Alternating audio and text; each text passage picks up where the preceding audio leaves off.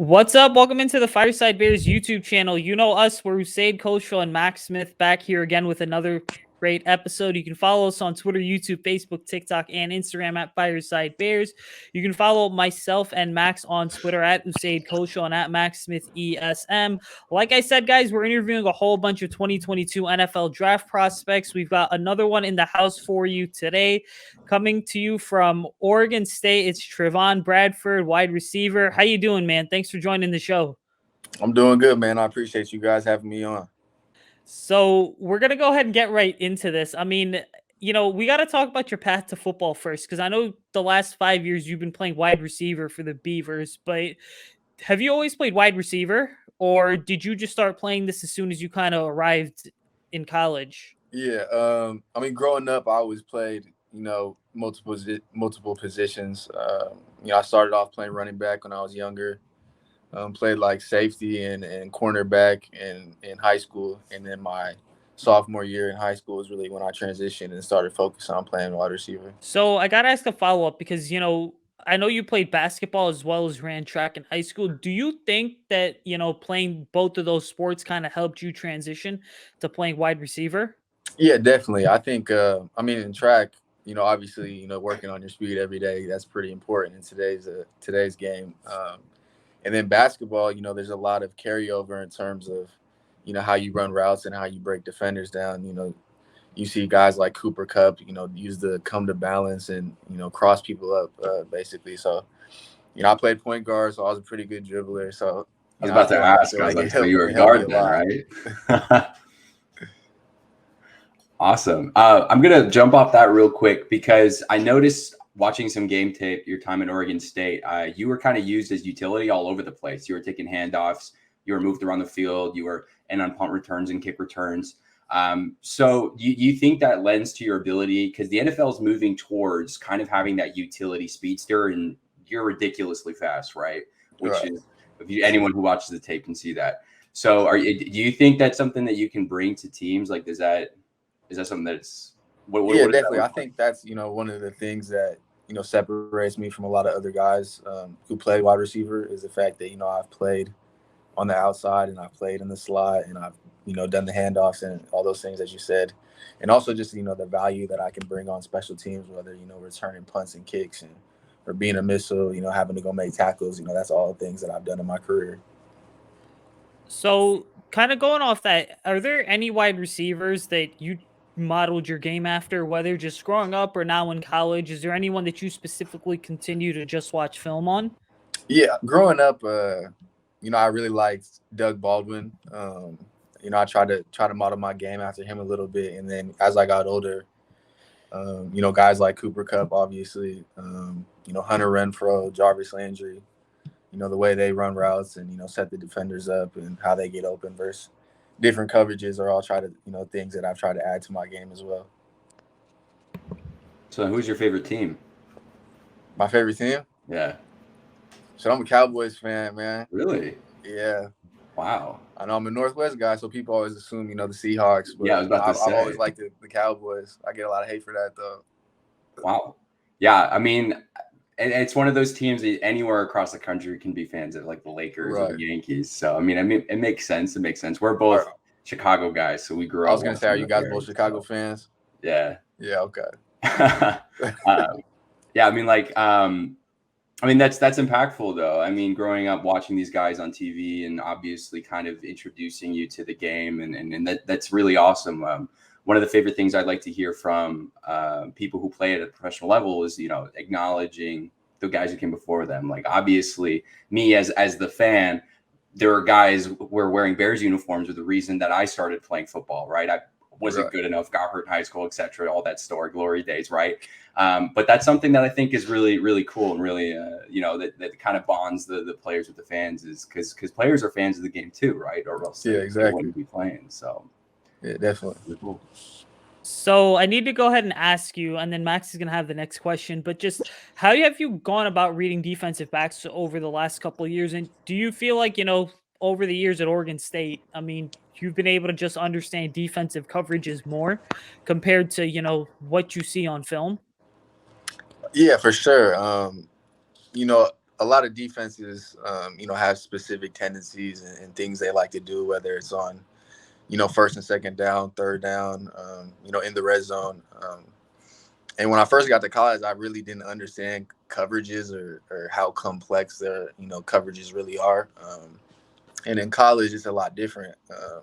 Teams are much better at, you know, disguising, you know, pre-snap versus post-snap.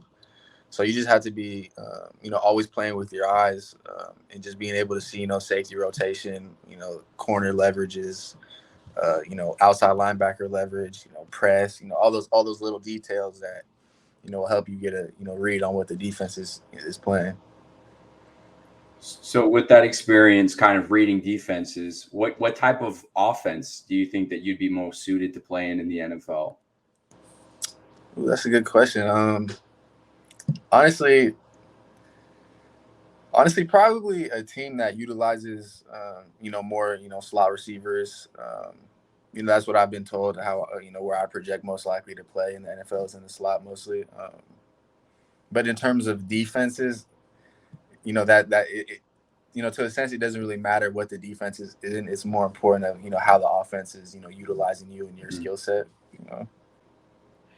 So I'm curious to know because you know you have a couple teammates, or I should say, like former teammates, and I think one coach too, who were actually part of the Bears in 2000 and just over the last couple of years, right? Because I know Yeah. that Artavius Pierce and Ryan Nall obviously have become really loved by the city of Chicago for whatever reason. And then, you know, the former Oregon State Beavers running back coach Michael Petrie was with the Yeah. Bears in 2021.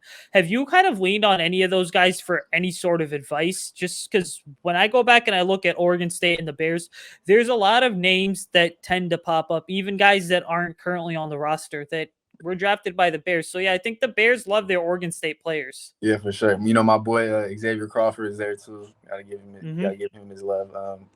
But yeah, you know, anytime, you know, I have an opportunity to reach out to those guys, I'm more closer with AP because, you know, we were in the same recruiting class.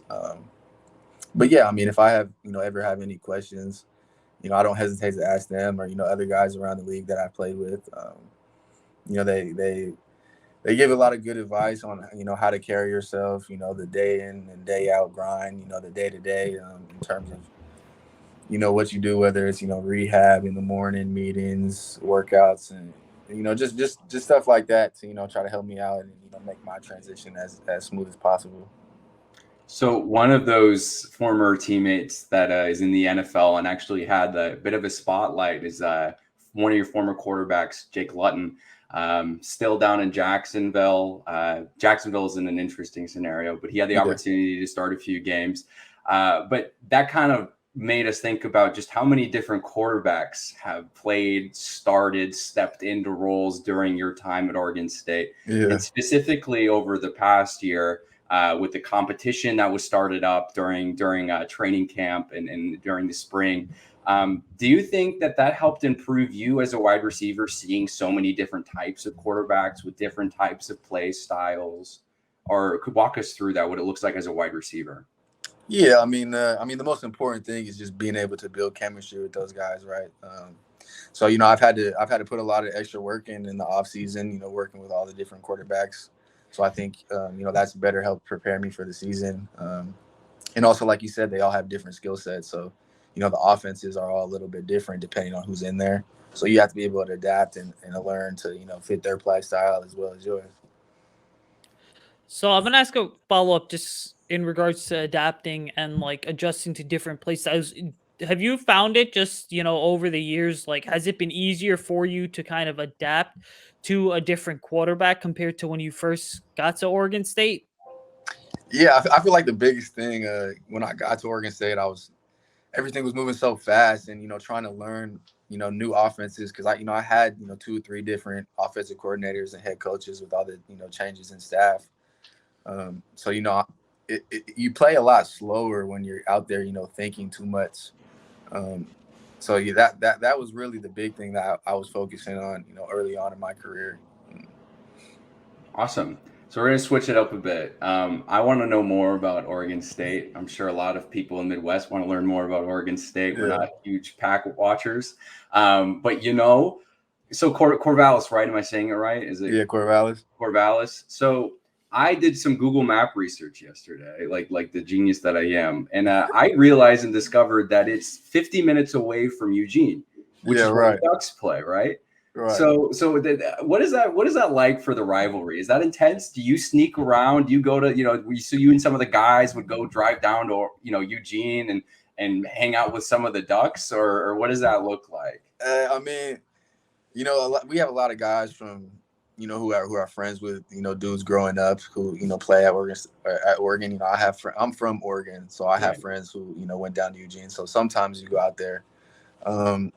But, being so close, sometimes you'll see people on campus or like cars driving around with like the O symbol, and, like nobody likes that, obviously.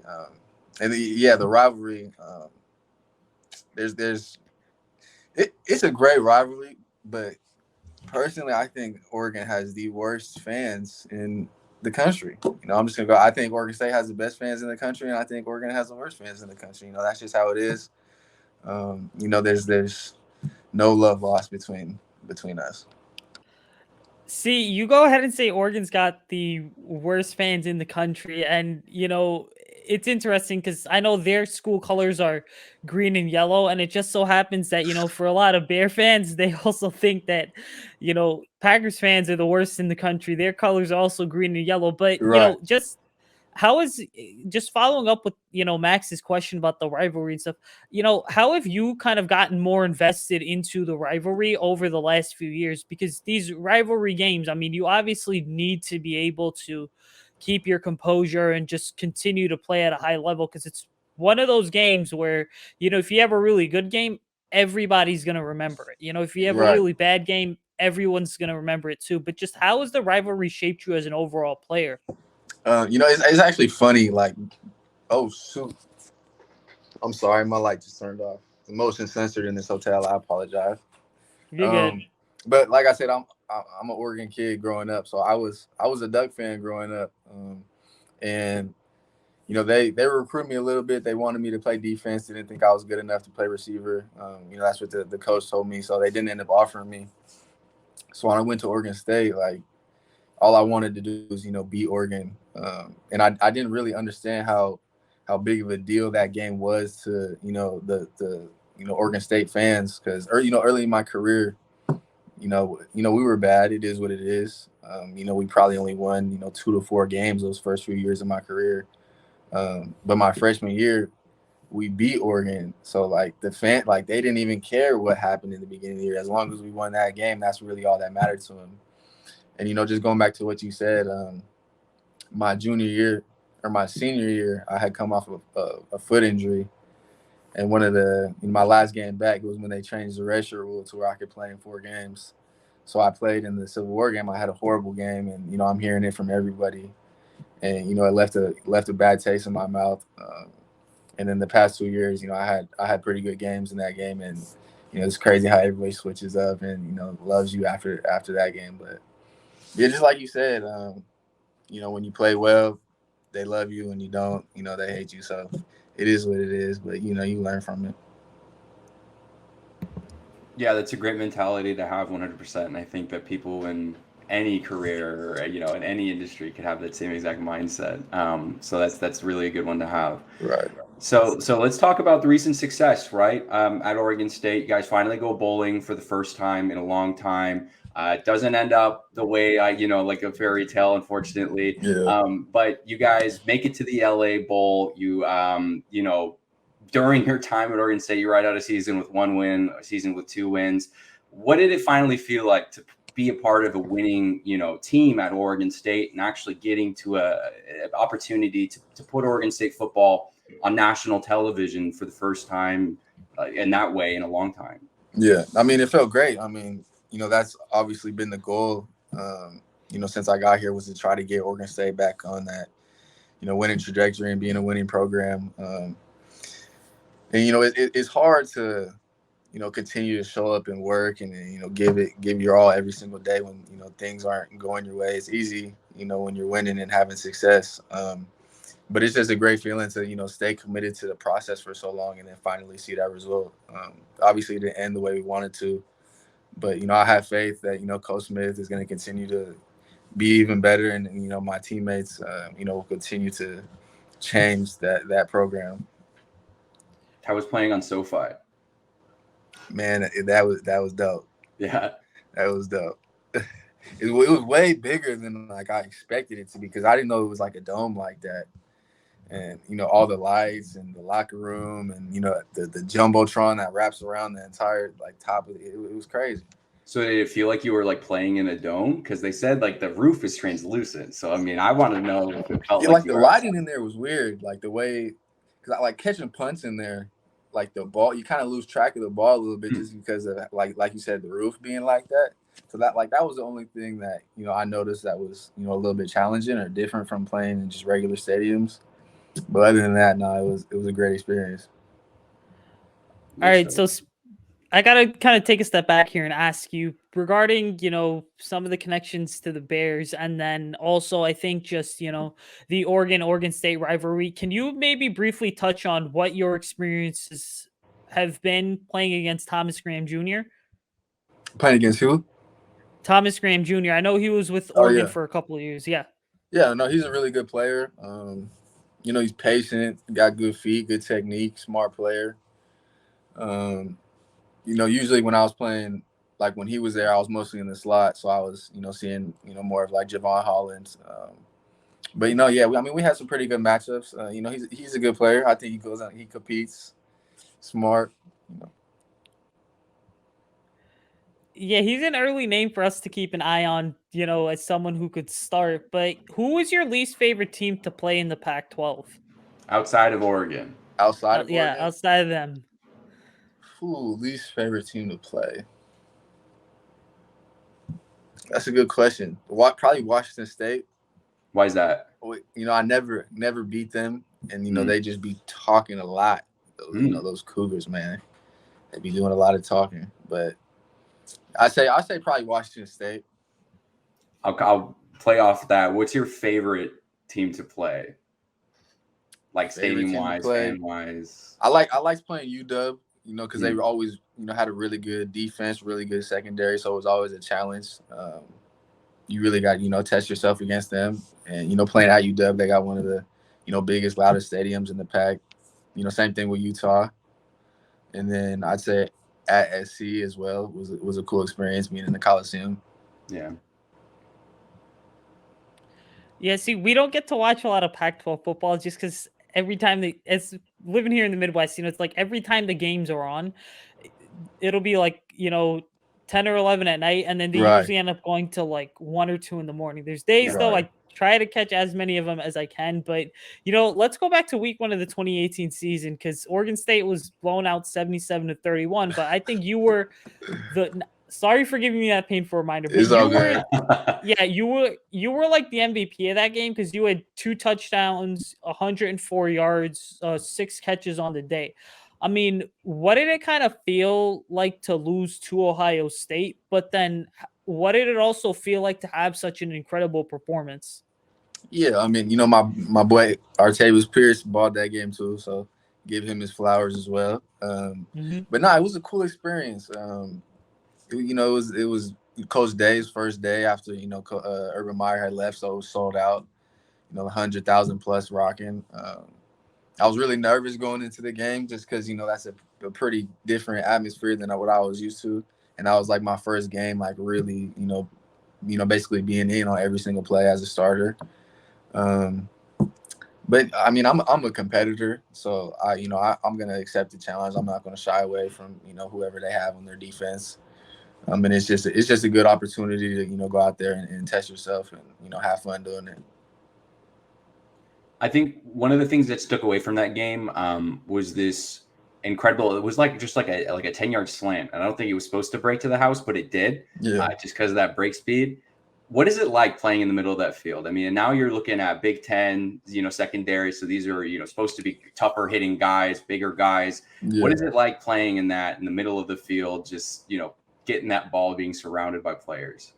Yeah, I mean, that was early in the game. You know, we were down 7-0 at the time. So it was still rocking. But, you know, when I caught it, I feel like I just had, you know, so much adrenaline when I saw the open field. I was like, oh, snap. Like, you know, usually you don't have that much space And yeah, I mean, I just took off, and I ended up scoring. It was a good feeling for sure. But I feel like they blew the coverage on that a little bit. I don't think I was supposed to be that open. It was cool to watch, though. It was fun. I'll take it. I'm sure it hyped up the offense for sure, and the defense. Definitely. Yeah. All right, so last one that I have for you, and I'm sure Max has another question or two after this, but kind of what advice do you have for a lot of these high school seniors that are going to be playing in college next year? Just be patient. I didn't really get my opportunity to, really, like I said, really be out there starting until my junior year. You see a lot of guys nowadays, jumping ship, want be there for a term and then transfer because they're sitting behind a guy. But I would just say if you put the work in and you're diligent to your process, the good things will happen if you just stay the course and put the work in. So what are next steps for you in the next couple of months here? What's your schedule looking like? What are you up to? Yeah, so I'm out in Fort Myers right now. Been here for about a month. We we got about 2 workouts a day, 6 days a week. Tuesdays and Thursdays are a little lighter days with like yoga and stuff like that. But I'll be doing that until middle of March, and then pro days March 31st were one of the later ones. Yeah. Cool. We'll certainly be keeping an eye on you during that March 31st pro day. Hopefully one of the big TV networks is there so we can tune in, or maybe one of our schedules is going to line up. Hopefully mine, that we can actually get out there and, get a chance to watch you in person. But, before we get you out of here, man, where can people follow you on social media and just continue to keep up with you? Social media, Twitter is all the same. It's just Trevon_Bradford, nothing special. But nah, I mean, I appreciate you guys having me on, man. Definitely. Yeah, we appreciate you coming on. Yeah, thanks so much for coming on. Obviously, you know where to reach us if you ever need anything over the course of draft season or need anything in general. Let us know. We'd be happy to help in any way we can. I know I'm in Chicago right now, but Max is in somewhere in Florida. I completely forgot where. Okay, where you at, Max? I'm over in Orlando, so I know Fort Myers pretty well. Yeah. Well, are you from Chicago as well? Or just... Yeah. I'm from Chicago. Okay.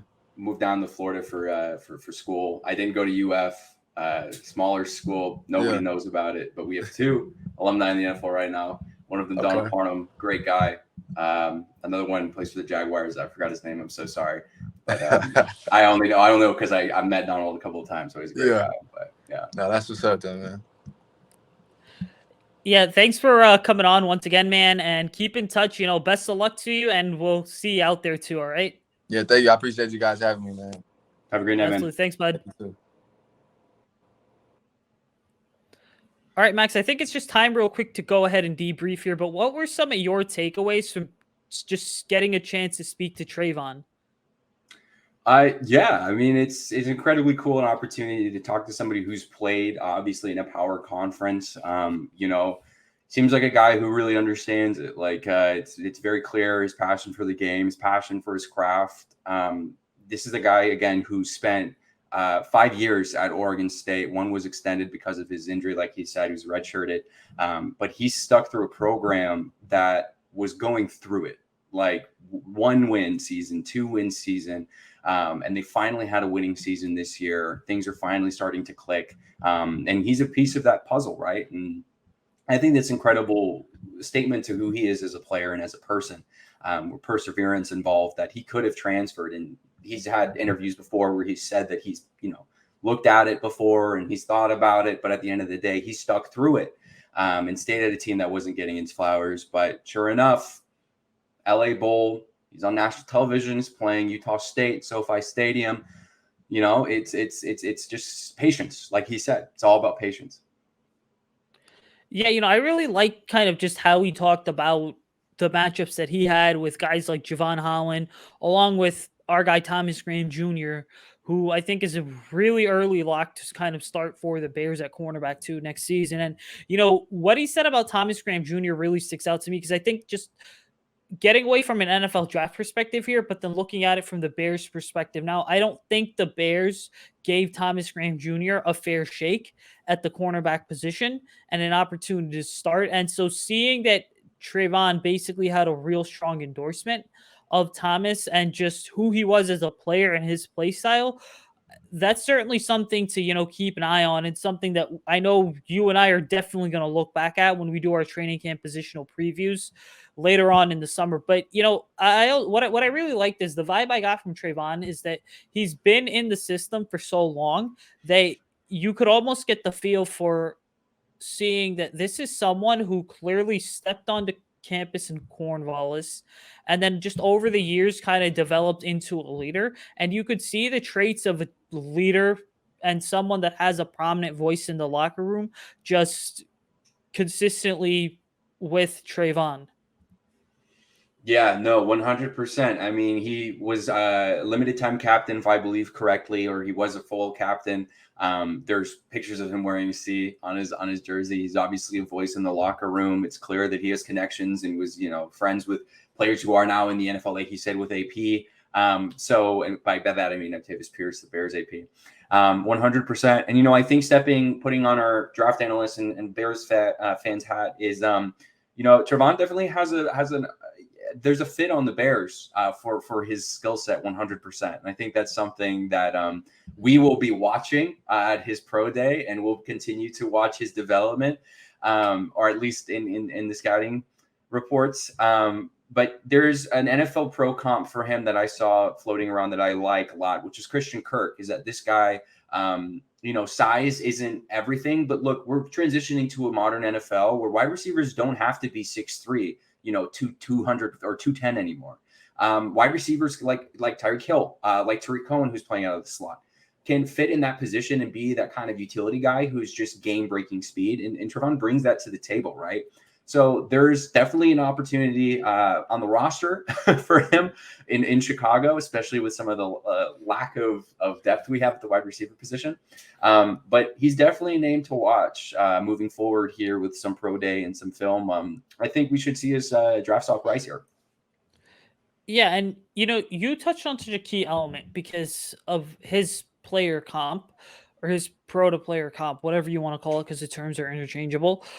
And I've been doing this for so long that I've heard both names floated around, honestly. But there's something to be said because when you look at the way that teams have used players like a Christian Kirk in the past, and specifically the Arizona Cardinals, there's something that sticks out because Christian Kirk kind of reminds me of guys like Christian Kirk and Hunter Renfrow are kind of your modern day Wes Welkers in a sense. Okay. The teams are going to move them around, have them play the X, Y, and Z positions. Sometimes they're going to be in the slot. Sometimes they're going to be directly on the line of scrimmage. Sometimes they might even be used as gadget players. And, Trevon mentioned he watches a lot of Cooper Kupp tape, and Cooper Kupp and Robert Woods are certainly two guys that you watch and you really get the vibe that, okay, the Rams move those guys around a ton just throughout the course of the 2021 season. But, specifically when we talk about the Bears, I think that knowing how Luke Getsy's offense, I expect it to kind of have some Kyle Shanahan concepts in there, along with some Matt LaFleur concepts. Because remember, Matt LaFleur learned under Kyle Shanahan. There's certainly an argument to be made that he could come in and what he will do is make and by he, I mean Trevon could make these guys like Bears playmakers such as a Darnell Mooney or a Cole Kmet or even a Daz Newsome a bit more expendable, which really bodes well anyway, because that just means you're doing more with less on your team, okay? And when I say less in that context, I mean that you don't need to have, 7 or 8 different wide receivers on your 53-man roster. You just have a couple really good ones, which bodes well. But also, I think the way that teams are utilizing wide receivers is continuing to change too. I mean, how many times did we see the Packers go ahead and move Devontae Adams all over the field? Because under Mike McCarthy, Devontae Adams was primarily always the X receiver. There were times where he was rarely in the slot, but then you look at his fit under Nathaniel Hackett, Luke Getsy, Matt LaFleur, and Adam Stenavich, who's now the offensive coordinator in Green Bay. But really those 4 guys that were kind of the Packers' brain trust, and the 5th guy being Aaron Rodgers.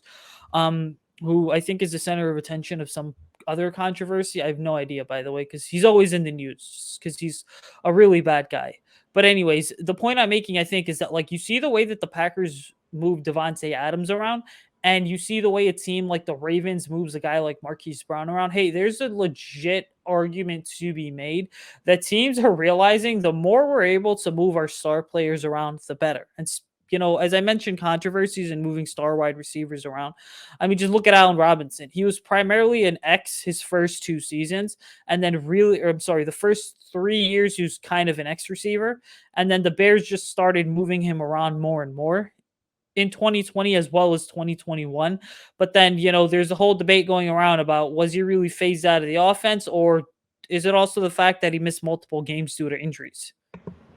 Yeah, and I mean, let's look at the passing game coordinator for the Chicago Bears this year, Tolbert, wide receivers coach as well, coming to us from a swath of teams, but most recently New York Giants. Look what the Giants did with Jason Garrett, right? They moved wide receivers a lot too because they had a pretty stacked wide receiver room that was just riddled with injuries, right? But I mean, guys like Kadarius Toney had a breakout year because what did he have? He had game-breaking speed and game-breaking footwork abilities. Like he was making guys look like they were on ice skates. Just ridiculous.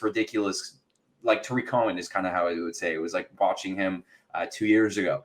Ridiculous. The guy was crazy, but he was moved around a lot as well. So I think Ty Tolbert's going to bring that kind of mentality to the Chicago Bears where, you know what, regardless of your size, we're going to put you on different spots of the field and we're going to make the defense adjust, right? Because that's what it's all about, is keeping the defense on their toes and making sure that they're making the correct adjustments. And it's also about what are the route concepts that we're trying to generate here. So I'd expect a lot more of that moving forward with Tyke. And again, this guy is kind of a legend with some of the talent that he's been able to develop over his tenure in the league. So I'd be pretty excited about the Bears wide receiver core moving forward.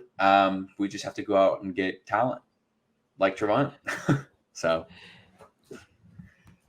Yep, and certainly we'll continue to keep an eye on that talent. But listen, guys, thanks for tuning in for the interview. Make sure you're following Trevon on social media. Make sure you're following us on social media too. You can follow us on Twitter, YouTube, Facebook, TikTok, and Instagram at FireSideBears. Follow myself and Max on Twitter at Usayd and at Max Smith ESM. Have a great weekend, guys. If you're in the Chicagoland area, I know it's snowing outside right now, so certainly make sure that you're staying warm and safe. Get out there and shovel your driveways tonight or snowplow them just so the ice and the snow doesn't freeze over and then scratch your car. Not that it happened to me, but just friendly reminders. Yeah. Legitimately terrible. Anyways, we're going to get out of this thing though. Check back in with us next week, guys. We're going to have a defensive tackle on the show for you who's also a 2022 NFL draft prospect. He's from the SEC. You'll find out who he is because the Bears do need a true 3 technique. So yeah, until then, ladies and gentlemen, bear down and have a great day. All right.